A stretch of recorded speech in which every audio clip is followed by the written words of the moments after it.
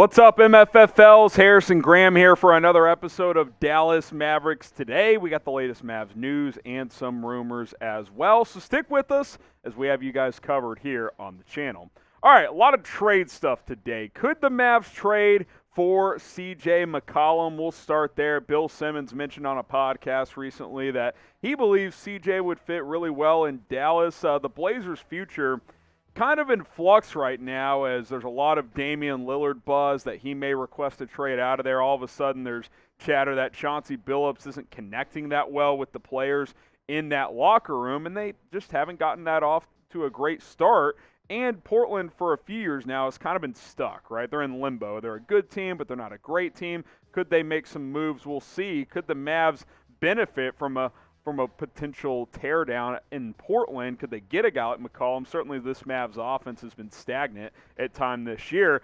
Dallas needs a spark offensively. I don't think there's any doubt about that. You watch this team play, and they aren't making shots. They're not moving the ball like they did with Rick Carlisle. Now, this team still is getting some good looks, but they're just not making nearly as many shots as they have over the past few years. CJ McCollum, in theory, would help you change that in a major way. He's been a 20-plus point scorer for several years now, and that's continued this year, almost 40% from three. Efficiency a little down overall from the field, but he is still certainly a player that can score and score in bunches, which is something Dallas could really need as all the pressure basically lies on Luka Doncic and Kristaps Porzingis, whereas Tim Hardaway is having a bit of a down year. Jalen Brunson's played pretty well overall, but they don't really have that third type of scorer, and McCollum would certainly provide that if somehow the Mavs could find a way to bring him on board. So what do you guys think? And we'll make this the pinned comment on today's video. Should the Mavs trade for CJ McCollum? Type Y for yes, type N for no. If you get hit with this YouTube ad break, answer the question in the pinned comment down below. After this ad break, I'll give you more thoughts on this topic. The only question I have is, first of all, hell yeah, I'd take CJ McCollum. But number two, what real assets do the Mavs actually have? I mean, you think about it. You're not going to trade Luka. I don't think you would trade Porzingis in a McCollum trade. Okay, so then you're looking at guys like Jalen Brunson. Okay, that's a nice young piece. That could help you get a guy like CJ. Tim Hardaway Jr., do the Blazers want him at $18 million per year over the next 4 years? Maybe. I doubt it. Reggie Bullock making $10 million a year. He's not playing that well. Maxi Kleber, he's a valuable piece, but it's not like he's getting you major assets in return. Dwight Powell, you know, he can help facilitate salary, but at the end of the day, he's not much of a trade chip at this point in time. Your next first-round pick that you can trade is your 2025 first-round pick. That's not incredibly appealing for teams. So, yes, I would take C.J. McCollum, and I think he would fit really, really well here. But the problem is, and we'll talk about this toward the end of the video, some roster management and some roster decisions over the last couple of years have really hurt the Mavs in terms of if they want to make a move for a big piece, how can they really do that? Because they don't have a lot of great assets in place to move around and go get a player of CJ McCollum's caliber. Make sure you guys subscribe to the channel for free Mavericks videos all season long. The more subscribers we get, the more videos we are able to do for you guys. You guys see the link below, youtube.com/MavsTV. Do not miss out on any of our videos because you'll regret it. It's as simple as that. It's free. It's news. It's rumors. We have you guys covered. Subscribe to Dallas Mavericks Today. How about making a trade with the Indiana Pacers? Report dropping earlier on Tuesday that Indiana is embracing a potential rebuild here.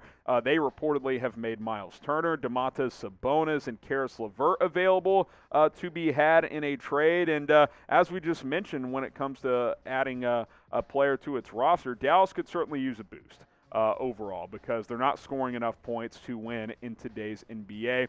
I think especially, and look, I like Caris LeVert. We can talk about him, but Myles Turner and Domantas Sabonis would help big time because outside of KP, the big position has been bad this year for Dallas. Dwight Powell has stunk. Kleber's been in and out of the lineup. He's more of a stretch four anyway. Moses Brown, we all fell in love. Oh, Moses Brown, he's the next big, he's the future. He hadn't done a damn thing. Boban, he's a fun guy. He's not a game changer, right? He can come in spurts and help you on certain nights, but that's not a long-term permanent solution. So you really don't have a lot of elite players at the big position. You don't really have any after KP, and KP, as you guys know, is in and out of the lineup because he always gets banged up. Whereas Myles Turner and Domantas Sabonis coming off an all-star year, these are two legitimate bigs, okay? I mean, you look at Turner with the way he can space the floor, he can block shots at almost 3 per game, he can shoot the 3 ball at almost 40%, whereas Sabonis, not as good of a three-point shooter or defender overall, but he's a better scorer. He can facilitate as well as a big, averaging 18 and 12 and dishing out a few assists per game overall. I think that one of these two bigs in Dallas could flourish, especially if you could get one of them without having to trade KP. If you could put one of these guys next to KP, especially Turner with his shot blocking ability, I think that would be a whole lot of fun. So pick a big. Who would you rather have if they are both available? Type MT for Myles Turner, type DS for Domantas Sabonis. Get your votes in down in the comments. Who would you rather trade for if you were the Dallas Mavericks? Now, Dallas Mavericks today has some awesome pullovers right now, zip-up pullovers, I should say, for 50% off. These are still available in stock. They've been flying off the shelves, but we got a couple left. Chatsports.com/MavZip. That link will be in the comments. It'll be in the description. Chatsports.com/MavZip. Pick one up today for 50% off this holiday season. They're comfortable, they're high quality, and they're going to keep you warm. Chatsports.com/MavZip. The problem with Dallas, and I alluded to this earlier, is after Porzingis, the bigs have stunk. He's been the only good big on this roster. And the good news is KP has been good. And, after that initial injury, he's mostly been healthy as well, which is a very, very good sign. He's averaging 20 and 8 this year. But overall, you're just not getting the production out of this front court this year. Like, you're not getting good production from your other bigs. Thank God KP has played pretty well for this team, and his defense has improved this year, which that is a credit to him, and that's a good thing for this Mavericks team. But the rest of your bigs, they're a negative. I mean, they just don't contribute at all. At least Kleber's a good defender, but he's been out of the lineup quite a bit with an injury as well. So it's been frustrating to watch this team. They've been, one step forward, 2 steps back overall. We'll have to wait and see how the next few weeks shake out, and we'll see if after December 15th, if this team gets active on the trade market, because that's when trades can really start to go down. Who do you blame for the Mavs' struggles this year? Because it's hard to pinpoint, right? I mean, you obviously you change coaches. You get Donnie Nelson out as well. So who do you blame for the Mavericks' struggles? Get your votes in down in the comments. One thing I will say, and obviously he's not a part of this team this year, but I really think Poker Bob Voulgaris set this team back with some of his influence, and really you can blame Mark Cuban for that, for giving him this power. Some of the screw-ups he has been involved in has really hurt this team. Seth Curry, you trade him for Josh Richardson.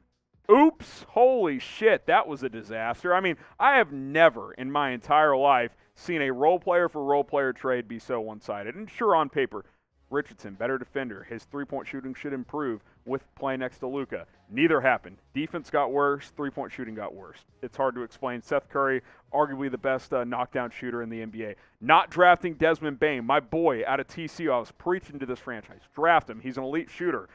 Don't get obsessed with his wingspan. That's not super long. He can defend. He's scrappy. He can score the basketball. He improved as a creator his senior year at TCU, my alma mater. They draft Josh Green instead because Poker Bob's analytics said, oh, this guy's a defender. He'll become a good shooter. He can't even get in the rotation in Dallas right now. And I think just overstepping in overall ideologies, rotations, lineups last year, getting this involved in player personnel like trading a Seth Curry, like drafting a Josh Green over Desmond Bane. And shout out my boy Desmond Bane for basically saying, yeah, y'all could have drafted me, but y'all drafted Josh Green instead. Did he even play tonight? I don't know. That was swag from Desmond Bane. But the Mavs, they're feeling those absences. Imagine if this team had Seth Curry, had Desmond Bane. You could be looking at a starting 5, or just at some point your kill lineup, if you will, of Luka, Seth, Bane, Dorian Finney-Smith, and KP, and you could bring Tim Hardaway and Jalen Brunson off the bench.